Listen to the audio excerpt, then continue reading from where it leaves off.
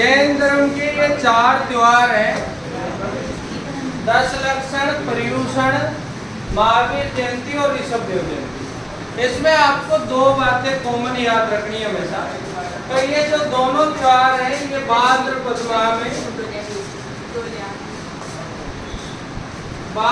माह में मुख्य रूप से मनाए जाते हैं।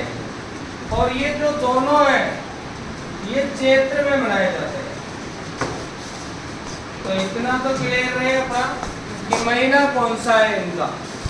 ऋषभ देव जयंती का भी चैत्र है और महावीर जयंती का भी चैत्र है।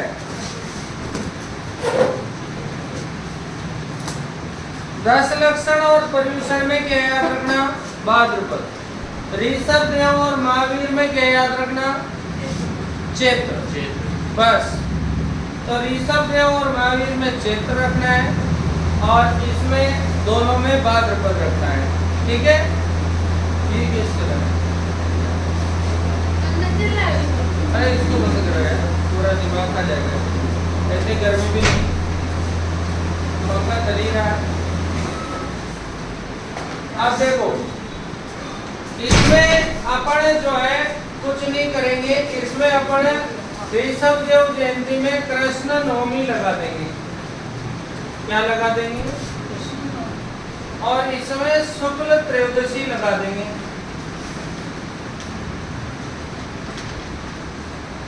तो महावीर जयंती चैत्र शुक्ल त्रयोदशी को हो जाएगी और ऋषभ देव जयंती चैत्र कृष्ण नवमी को हो जाएगी। बस इतना सा आपने को करना है। इसमें आप इतना सा याद रख लेना कि दशलक्षण और पर्युषण दोनों में क्या आएगा? भाद्रपद आएगा। बात खत्म।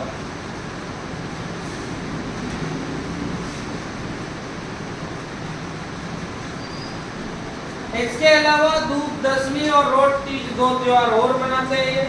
धूप दशमी और रोट तीज। तो तीज में तीज लिखा हुआ है, दशमी में दशमी लिखा हुआ है। तीज में तीज लिखा है, दशमी में दशमी लिखा। दोनों का महीना कौन सा कर देंगे? भाद्रपद। दोनों में क्या लगा देंगे? शुक्ल। दोनों में शुक्ल लगा देंगे तो धूप दशमी भाद्रपद शुक्ल दशमी हो जाएगी। रोट तीज भाद्रपद शुक्ल तीज हो जाएगी। बस इतना सा करना है जिसमें जैन धर्म के त्योहार समाप्त हो जाए। बढ़ा लो।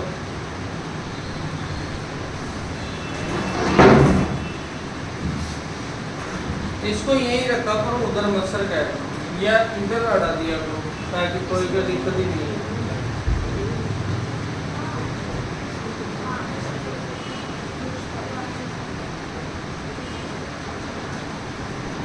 चलो ये बताइए जैन धर्म के संस्थापक कौन थे? ऋषभ देव। इनका दूसरा नाम क्या है? आदिनाथ। इनमें कुल कितने गुरु हैं? 24। गुरुओं को क्या कहते हैं? तीर्थंकर। 24वें तीर्थंकर कौन है? महावीर स्वामी। 23वें तीर्थंकर कौन है? पार्श्वनाथ। कौन है? पार्श्वनाथ। पार्श्वनाथ जो है 23वें है और महावीर जो है 24वें है।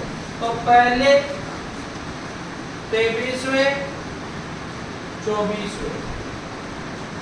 ठीक है? बेसिक कॉमन जानकारी है, ये भी याद रखना है। हो गया? सबने नोट कर लिया?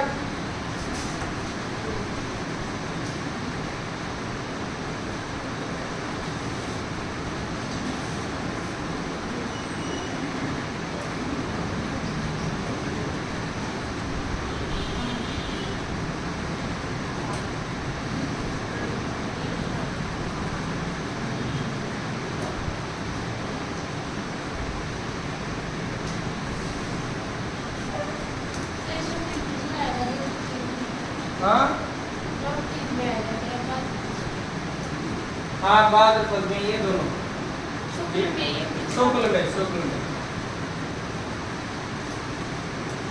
ठीक है?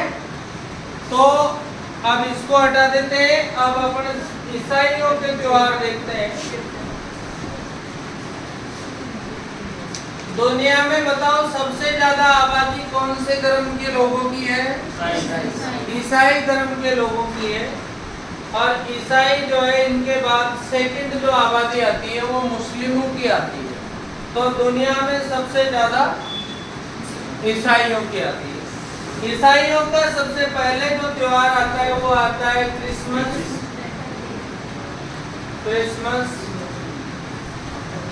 क्रिसमस के बाद आता है न्यू ईयर। न्यू ईयर के बाद आता है गुड फ्राइडे।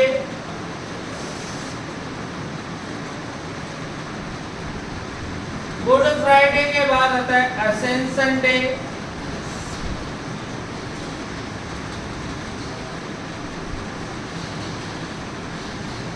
ठीक, क्या न्यू ईयर है ना, 1 जनवरी को मनाते हैं न्यू ईयर। असेंशन डे, इसे बीच में एक और आता है ईस्टर आता है। ईस्टर, यहाँ ईस्टर ले लेते हैं। ईस्टर और यहाँ असेंशन डे। कौन सा डे? क्या क्या हुआ था? ईसा मसीह का क्या हुआ था? ईसा मसीह ने ईसाई धर्म को चलाया था, ऐसा माना जाता है। तो यहाँ पर क्रिसमस पे क्या हुआ था? जन्म। यहाँ पर क्या मिला था? ज्ञान। यहाँ पर क्या हुआ था? सूली पर चढ़ाया, यानी मृत्यु हो गई। गुड फ्राइडे बन गया बेड फ्राइडे। यहाँ पर क्या हुआ? पुनर्जन्म। क्या ईसाई धर्म पुनर्जन्म को मानता है? मानता। क्या हिंदू धर्म मानता है? अबे मानता है। हिंदू धर्म तो पुनर्जन्म को गजब मानता है। वो दारी संस्कार होता है, वो काहे का होता है? पुनर्जन्म का ही तो होता है। और आजकल तो वेब सीरीज आने लगी पुनर्जन्म। असेंशन डे के दिन ये स्वर्ग लोग चले गए।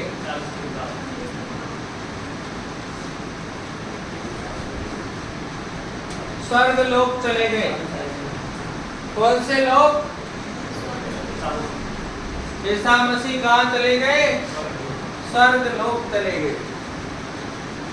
क्रिसमस मनाया जाता है, डेट क्या है इनकी? 25 दिसंबर। न्यू ईयर की? गुड फ्राइडे की? अप्रैल फ्राइडे।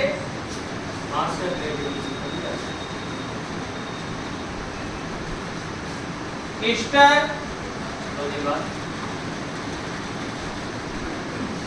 40 दिन बाद को असेंशन डे आता है। अगले संडे को।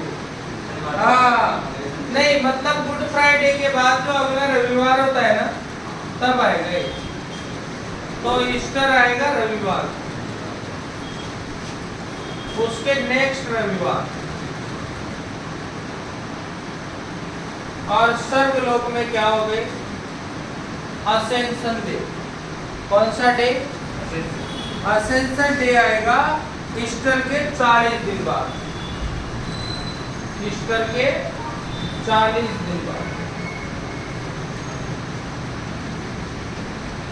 दिमाग में ऐसे रील बना लो। तो ये से जमाना है, ऐसे जमाना है, ऐसे जमाना है, ठीक है। और अप्रैल का जो शुक्रवार आएगा या अप्रैल का जो रविवार आएगा उस पर ईस्टर आएगा। शुक्रवार आएगा उस पर गुड फ्राइडे आएगा। ईस्टर के 40 दिन बाद जो है क्या आएगा? असेंशन डे आएगा। इस दिन कहाँ चले जाएंगे? स्वर्ग लोग चले जाएंगे।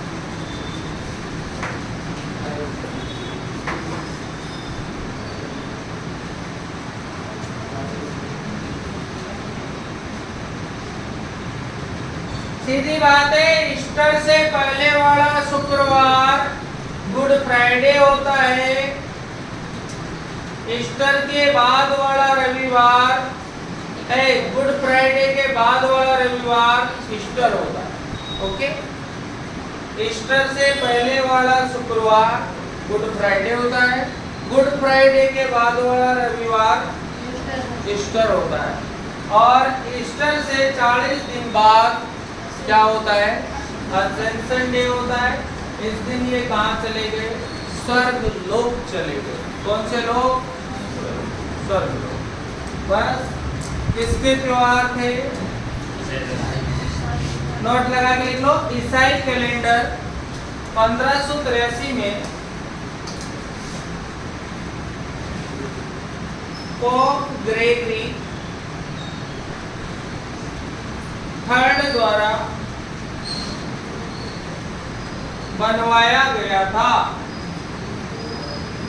पोप ग्रेगरी थर्ड द्वारा बनवाया गया था।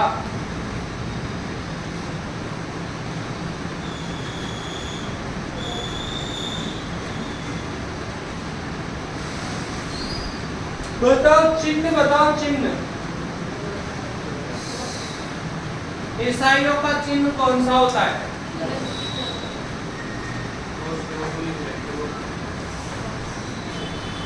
क्रॉस। कौन सा चिन्ह होता है, और ग्रंथ कौन सा होता है, बाइबिल। दुनिया में सबसे ज्यादा अनुवाद किया गया ग्रंथ बाइबिल है। तो इनका जो धर्म ग्रंथ है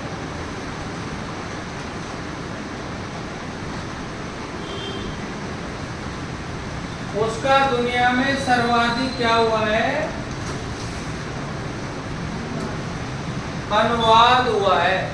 किसका, बाइबिल का। इसके बाद एक किताब है जो इंडिया की है, उसका नाम क्या है, पंचतंत्र।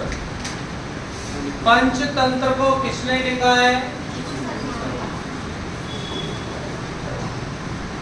उसका भी सर्वाधिक अनुवाद हुआ है।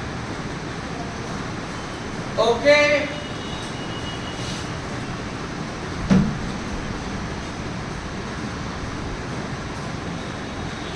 आया समझ में थोड़ा थोड़ा?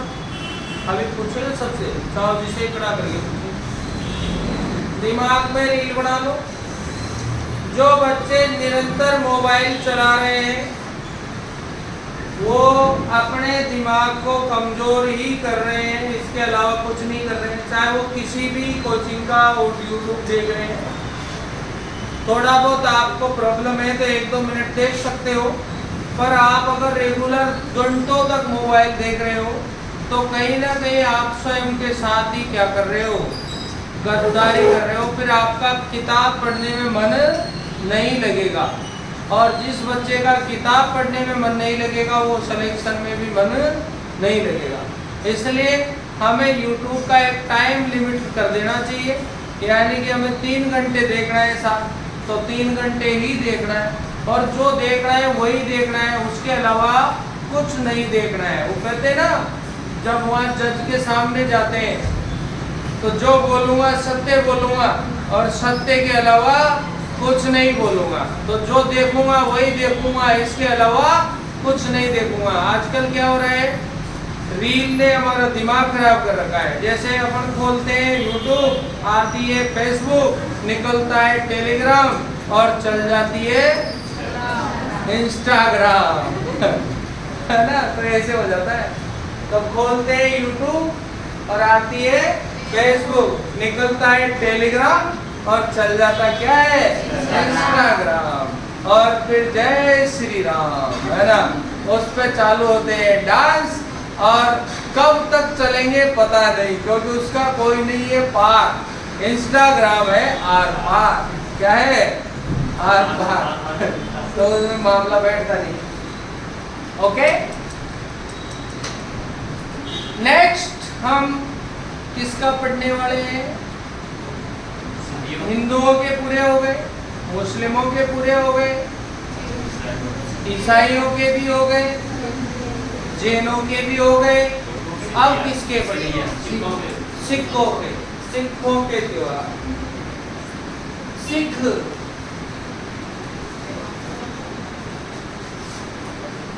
सिखों के त्योहार। गुरु गोविंद दोहु खड़े काके लागू पाए, बलिहारी गुरु आपने गोविंद दियो बताए। सिखों में कुल 10 गुरु हैं। कितने गुरु हैं? गुरु गोविंद तो इनके 10वें गुरु है। कौन? प्रथम गुरु जो इनके हैं वो है गुरु नानक।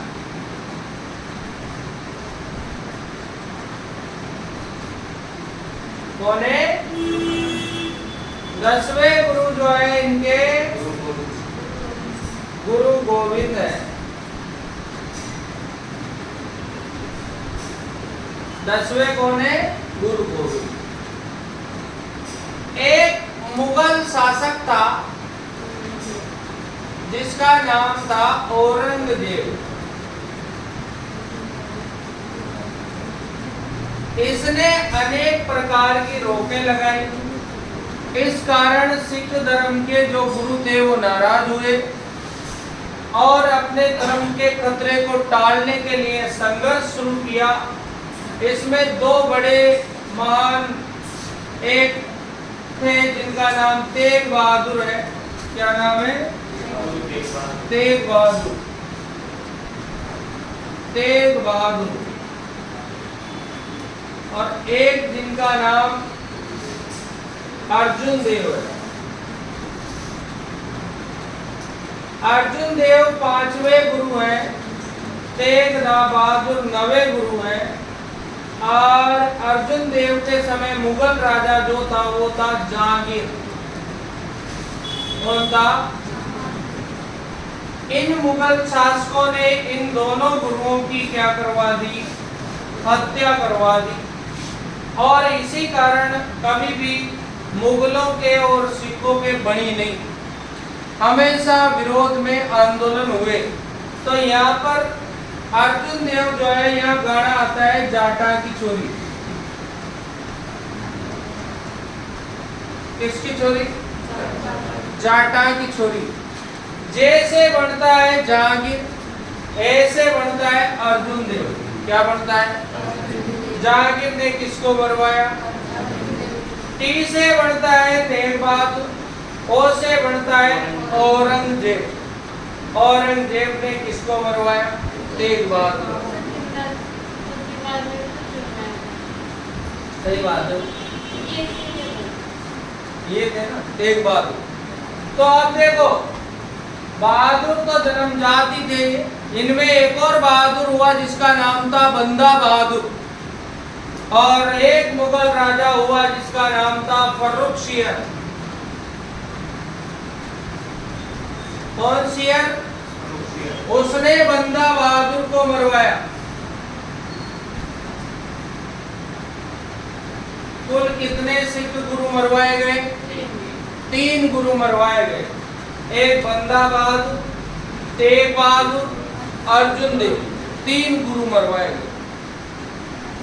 हम यहाँ पर 10 गुरुओं की बात कर रहे हैं क्योंकि बंदा बहादुर बाद में गुरु था, पहले गुरु नहीं था। ज्यादातर बच्चों को पता नहीं है। तो यहाँ पर जो है, यहाँ पर ये तो जाटा की चोरी और लास्ट में ट्रिक में बॉयफ्रेंड हो रही। तो यहाँ पर BF मैं तेरी क्या हूँ? BF आजकल का कॉमन वर्ड है ये। तो ये B4 क्या है? बंदा बहादुर। F4 क्या है? फर्रुखशियर। F4 फर्रुखशियर, है ना? तो ये है भाई। खुद उदास क्यों है? न रहो न निराश करो मन को। अरे भाई तेरे पिताजी काम करते हैं तो मेरे भी पिताजी काम करते हैं, है ना? उदास क्यों होता है? बहुत मेहनती फैकल्टी हमारी है तुम्हारी क्लास में। अभी अंग्रेजी वाले सर का थोड़ा टाइम बैलेंस नहीं बढ़ पा रहा। 1 आध दिन में बढ़ते ही क्लास शुरू हो जाएगी आपकी। पूरी कोशिश जारी है। आज भी उनकी 2 बजे तक क्लास है। अब तुम्हारी क्लास इधर 3 बजे तक चल जाए तो तुम भी परेशान हो जाओगे। इसलिए कोशिश ये है कि 1 से 2 में क्लास निपट जाए लास्ट, है ना। तो ये एक परिवर्तन करने का प्लान बन रहा है। ज़्यादातर बच्चों को लग रहा है कि 7 बजे जब आते हैं तो उनको जल्दी हो जाती है, गांव वाले बच्चे आ नहीं पाते हैं। ऐसा प्रॉब्लम किस किस को है? हाथ खड़े करें। 7 बजे में ज़्यादातर बच्चों को प्रॉब्लम है। देखो सीईटी वालों के लिए नहीं है, केवल चतुर्श्रेणी वालों के लिए प्रोग्राम है। तो इसको हम थोड़ा सा परिवर्तन कर रहे हैं। 7 की जगह क्लास जो चतुर्श्रेणी वालों की है वो 8 बजे से है। बाकी जो राजस्थान जी के पढ़ते हैं बच्चे और जो लेब असिस्टेंट वाले हैं उनकी भी 8 बजे से है ना। तो कल से आप लोग 8 बजे पधारेंगे ताकि आप लोगों की क्लास जो है बराबर किसी की छूटे नहीं, 8 बजे से। और बाकी क्लास का शेड्यूल वही है, जो 7 वाली क्लास है वो बदल जाएगी थोड़े से आगे, है ना। कोई प्रॉब्लम नहीं है। रीट वालों को हम अभी बातचीत करेंगे। रीट वाले बैच के बच्चों को जो है शाम को, क्योंकि मनोविज्ञान के टीचर शाम को पढ़ाएंगे तो उनका बैच पूरा का पूरा शाम को सेट किया जाएगा। इस बारे में अभी चर्चा चल रही है। हाँ 2 बजे तक, 8 बजे से 2 बजे तक, ठीक है। आ जाओ रे आ जाओ। तो देखो गुरु नानक जयंती, पहला त्योहार कौन सा? गुरु नानक, गुरु नानक जयंती। कौन सी जयंती? गुरु नानक जयंती। और ये मनाते कब है? नानक कार्तिक पूर्णिमा, कार्तिक पूर्णिमा। अरे याद मत करो, ध्यान करो, ध्यान। याद नहीं होगा। तुम सोचते हो ना याद होगा, याद नहीं होगा। याद क्या क्या करोगे? ध्यान करो। क्या करो? गुरु नानक जयंती का कार्तिक पूर्णिमा। बस अंताक्षरी नहीं करते थे क्या? बस अंताक्षरी, अंत्याक्षरी, है ना, तो वो करो। तो ये हो गया भाई, गुरु नानक जयंती हो गई आपकी। मेले लगा दो। एक तो कोलायत में लगा दो। क्या? कोलायत कहाँ लगा दो? और एक सावा में लगा दो। सावा पड़ता है चूरू, सबसे बड़ा मेला। गुरुद्वारा बुड्ढा जोड़ है इनका गुरुद्वारा सबसे बड़ा, रायसिंह नगर गंगानगर में है गुरुद्वारा बुड्ढा जोड़। तो गुरु से बड़ा है द्वारा, गुरुद्वारा। कहाँ पर है? गंगानगर। तो कोलायत का मेला बीकानेर, सावा का मेला चूरू।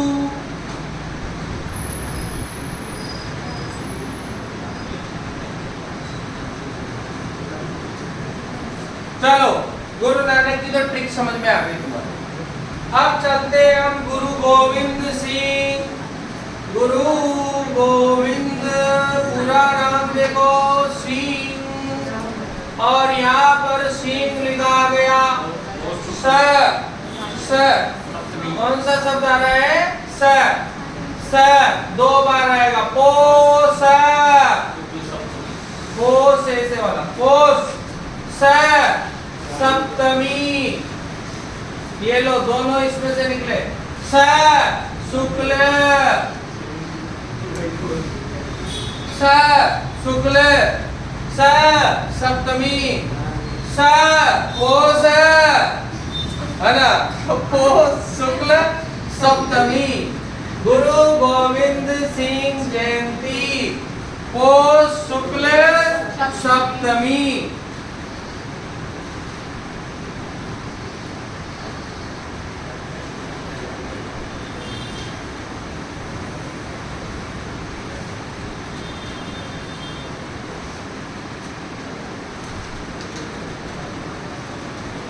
बस 2 में। अब 2 और त्योहार है इनके, और वो 2 त्योहार क्या है? एक त्योहार है लोहड़ी, लोहड़ी, बैसाखी। और एक त्योहार है इनका बैसाखी। क्या?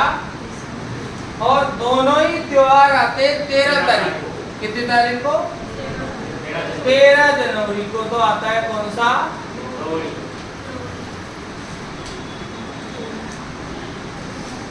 और 13 अप्रैल को आते हैं अप्रैल। बैसाखी।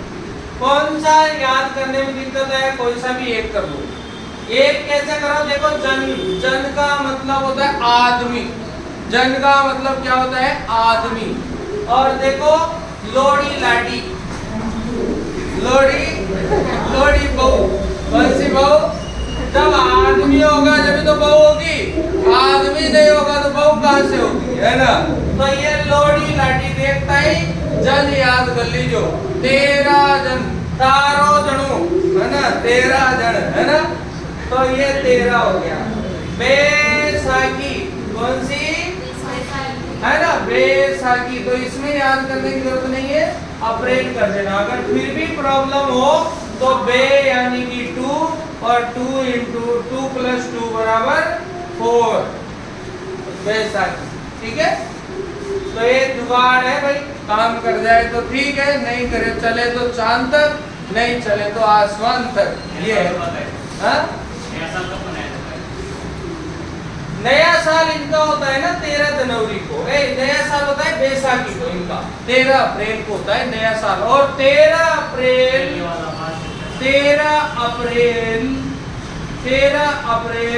1699 को यहाँ पर खालसा पंथ की स्थापना हुई थी। कौन से पंथ की? खालसा पंथ की स्थापना हुई थी 13 अप्रैल 1699 को। तो नया साल में क्या लगाए अपन? नई फसल आने में कौन सा मनाते हैं? नई फसल में, नई फसल की खुशी में बताओ, नई फसल की खुशी में कौन सा मनाते हैं? लोहड़ी। और नए साल? बैसाखी। बैसाखी। तो नई फसल और नया साल, इसमें आ रहा है बैसाखी, सा से साल बनाओ, और यहाँ पर लोहड़ी में फसल बनाओ, है ना? और लोहड़ी लाडी जनवरी, तर जड़ो, है ना? तो ऐसे कर लेंगे। हाँ, तो ये हो गया भैया खालसा पंथ। खालसा पंथ किसने चलाया था? गुरु गोविंद सिंह ने चलाया था। और इनका जो गुरुद्वारा है आनंदपुर साहिब है पंजाब में। कहाँ पर है? गुरुद्वारा आनंदपुर साहिब कहाँ है? पंजाब में। अपने 12 में भी गुरुद्वारा है ना? गुरुद्वारा किधर है? कोटा रोड पे है। हमारे देश में सभी धर्म के लोगों को मान्यता दी जाती है। हमारा देश धर्मनिरपेक्ष देश है। यहाँ पर सभी लोग जो है निवास करते हैं और सभी अपने अपने धर्म को मनाने की स्वतंत्रता प्राप्त है। तो यहाँ पर हमारा हो गया खालसा पंथ। अब आप बताओ, गांधी जी ने रोलेट एक्ट का विरोध किया था क्या? किया था। 13 अप्रैल 1919 को भारतीय इतिहास में काला दिन है। क्यों? क्योंकि उस दिन गांधी जी जब विरोध कर रहे थे, आप सब लोग मेरी तरह जो है, मैं बोल रहा हूँ, मैं गांधी जी समझ लो आप, मैं बोल रहा हूँ, और तुम जो है वहाँ जलियांवाला के सैनिक वैनिक थे, इकट्ठा हो रहे थे। उस समय एक जनरल डायर नाम की डाकण आई और उस जनरल डायरी ने जो है गोली चलाई। किसने? जनरल डायर ने। उसमें बहुत सारे लोग मारे गए। इसलिए उस दिन जो है बैसाखी का दिन था। कौन सा दिन था? और उसी दिन जलियांवाला बाग हत्याकांड की घटना घटी थी। 13 अप्रैल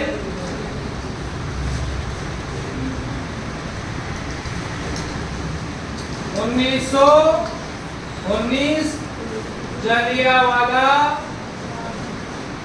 बाघ हत्याकांड कब हुआ था? 13 अप्रैल 1919 को हुआ था। कौन सा हत्याकांड है बेटा? जलियांवाला बाग हत्याकांड। अब ये जो सिख लोग होते हैं यह अपने शरीर पर कुछ चीजें धारण करते हैं। इनकी जो चीजें हैं वो मान्यता है 5 चीजें। कितनी चीजें हैं? 5 चीजें हैं। बट इसको आगे बढ़ाए, देखो कौन कौन सी है। एक तो है इनके केस, सही है ना? केस, केस, केस दे दो ले भाई। केस है ना? कृपाण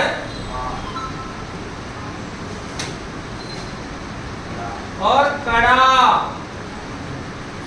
और कटार तो हो गया ना, कटार लगेगा, कटार। और एक कंगा। दाढ़ी रखते हैं लोग, बाल कटाते नहीं है, बड़े बड़े बाल कर लेते हैं, है ना? तो वो जो चीज है ये आती है केस, कृपाण, कड़ा, कटार और कंगा। ये 5 चीजें हैं, ये अपने साथ रखते हैं। ठीक है? कौन?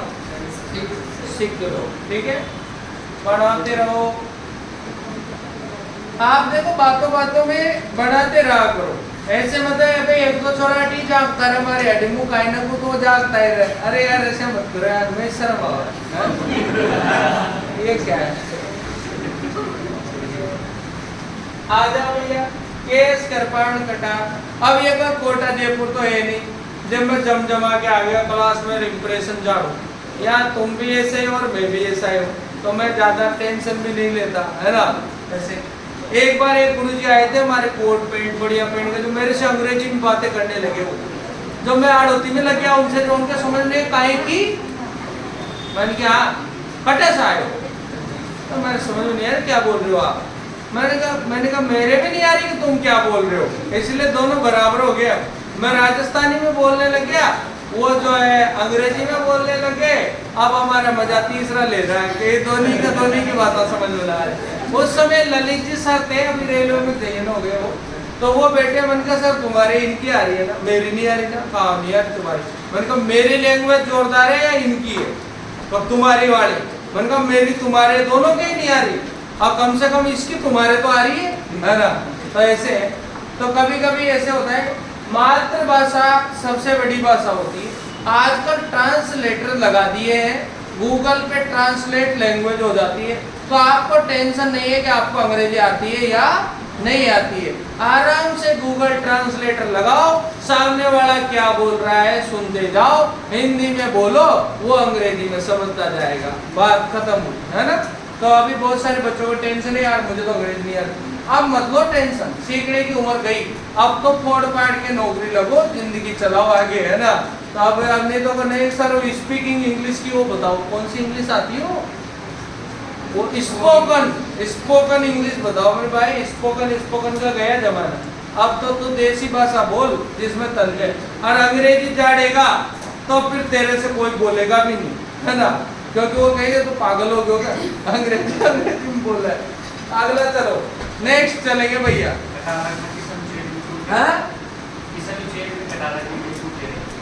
कौन से अनुच्छेद में कटार रखने की छूट है? तो धार्मिक जो है वो आर्टिकल कौन सा आना चाहिए? 15, 16, 25, 25 आएगा। अंतःकरण की स्वतंत्रता उसमें आएगा। क्या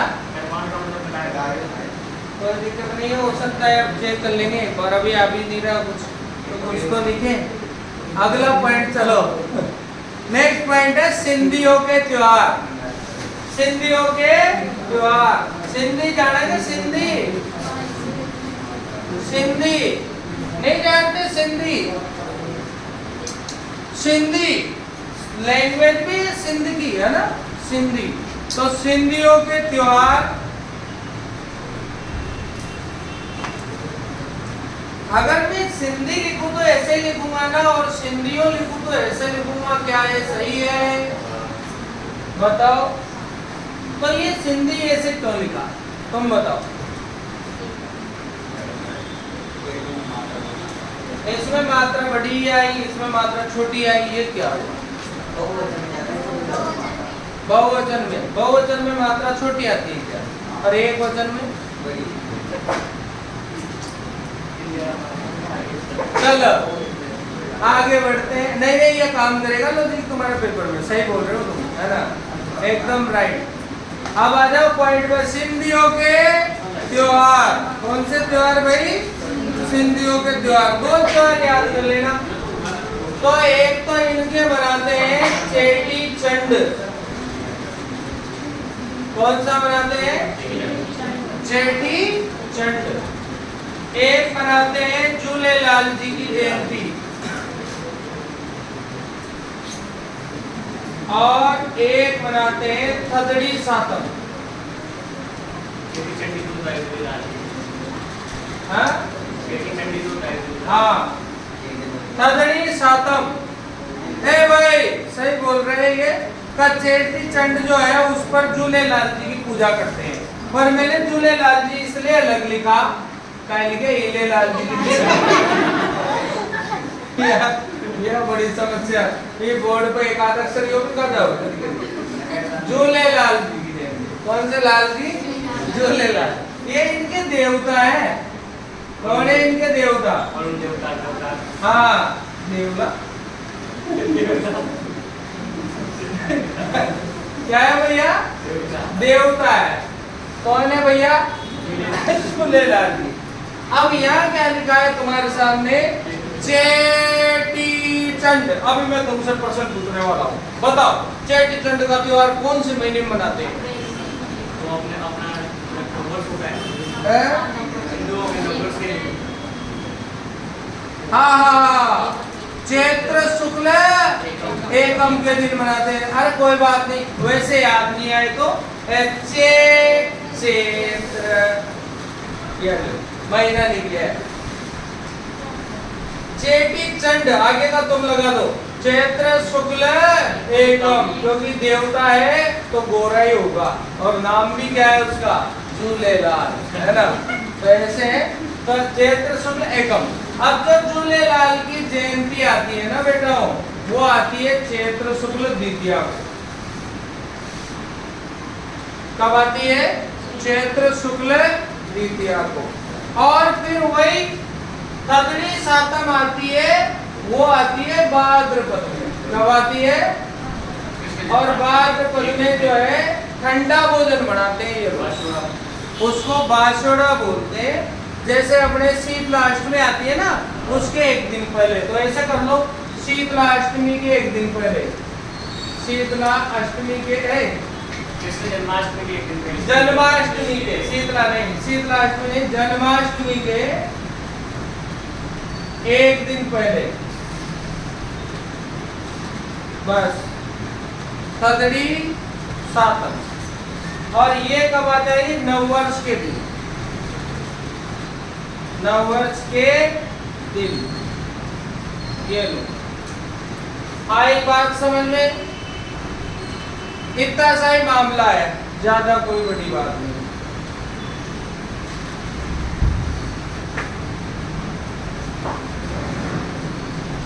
झूलेलाल जी का जन्म ठट्टा पाकिस्तान में हुआ था, और इनका ब्याह गट्टा में हुआ था।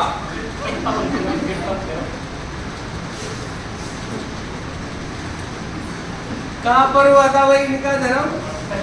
ठट्टा पाकिस्तान में हुआ था।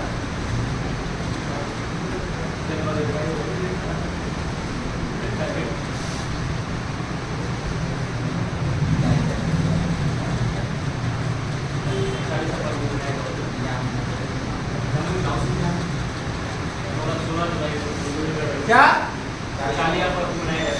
चालिया उत्सव।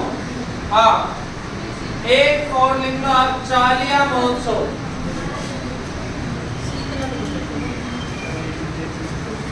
और एक चालीसा महोत्सव। बताओ, दोनों में अलग अलग है मामला। चालीसा कौन मनाते हैं? मुस्लिम। चालिया महोत्सव कौन मनाते हैं? सिंधी। तो चालिया किसका है? सिंधियों का। चालीसा किसका है?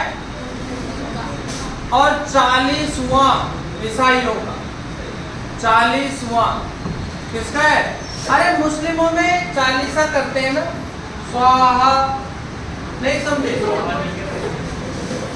अरे कोई की मृत्यु हो जाती है तो अब तुम में जो करते हैं वो 40वें दिन करते हैं ना। कितने दिन बाद करते हैं? नहीं 40 दिन बाद करते हैं, चालीसा बोलते हैं उसको। इनमें तारीखें पड़ती है, तारीखें नहीं वो शादी की, शादी की, शादी में क्या पड़ती है बताओ? तारीख दे देते क्या भाई? 15 तारीख को ये होगा, विवाह की तारीख ये है। तारीखें तुम में इसे बोलते तारीखें, हमारे ऐसे बोलते हैं भाषण की डेट। वो कहीं की दुर्गा, वो माता पूजन है ना, शीतला पूजन, फिर वहाँ लगता कपड़ा चढ़ा हुआ है ना, कितना सारा अच्छा फंक्शन होता है। और सबसे खतरनाक ब्याह का फंक्शन ये की है, शीतला पूजन वाला। उसमें जमते जाके ऐसे हेलमेट बांध देते है ना, और 4 जना कटी पाग न सके, चारों में तलवार लेर पड़ा भाई है ना। और इसके बाद में ले और बड़ी गर्मी में नीचे पाँव दाज रहे, चपला वपला कहीं कोई ना, और ले जा रहे और वो भी सुते सुताए जा रहे हो बाप है ना। हाँ ली नहीं हो, अच्छा जाओ जाने तो कांड का तीर मार पा जाए है ना। वैसे जाता है, ब्याह की खुशी इतनी होती है ना। और तुम देखो ब्याह के फर्स्ट दिन जब बारात ले जाते हैं तो लाडा का देखो तुम, लाडा चलता है जो है ना, भले ऐसा उनका दम कतई कोई ना, फिर भी हाँ नमस्कार माँ तो वो दिन पे आया भैया है ना। तो ऐसे तो बहुत तगड़ा रहता है माहौल। तो देखो मैं तो तुमसे ऑनलाइन ऑफलाइन दोनों तरह से यही कहता हूँ, विवाह में फर्जी खर्चा कतई नहीं करे, जितना पैसा बचा सको बचाए, और ब्याह के बाद माउंट आबू घूमने जाए। कहाँ जाए? फायदा जब ये। और साला ब्याह में माँ का शो रिसेप्शन दे रहे और शो डीजे ला रहे और वो ला रहे और ब्याह हुए हो, और दूसरा दिन पीसा ही कोई नहीं, शक्कर ला दे, शक्कर 1 किलो मजा बेकार है। क्या मतलब आ रहा है पाल लफड़ा करने से? मैं देखो मेरी लाइफ की सीख बता रहा हूँ, मेरे साथ बहुत रुपए लगाए, बहुत बड़ा बड़ा होटला, 4 डीजे है ना, और इसके बाद तो जाने क्या क्या। फिर मुझे याद आया साला इतना खर्चा क्यों किया, सम्मेलन में क्यों नहीं गए? अगर सम्मेलन में जाते तो 15 लाख रुपए बचते। कितने लाख रुपए भाई साहब? 15 लाख रुपए में तो लाडी ने ले तमिलनाडु से उठी कोलकाता, और कोलकाता जाना कहाँ घुमा लाते भाई है ना। तो ऐसे मजा है। तो ये फालतू लपड़े में तुम देखो मेरी लाइफ की सीख है ना, मैं तुम्हें बता रहा हूँ अनुभव है ना। तो ऐसे है। और ऐसे ध्यान रखो, कोई बड़ा सा सम्मेलन हो रहा हो जहाँ पे वो दे रहे हो मोटरसाइकिलें, और आनंद है ना, तो उसमें तो और एंजॉय हो जाएगा। ठीक है भाई, हो गया मूड फ्रेश। अब हमारा नया टॉपिक शुरू होगा, और टॉपिक का नाम क्या होगा? राजस्थान के लोक देवता। क्या टॉपिक रहेगा? टॉपिक लगा लो। अब पहला टॉपिक के प्रश्न सोल्व कराएंगे तुम्हें।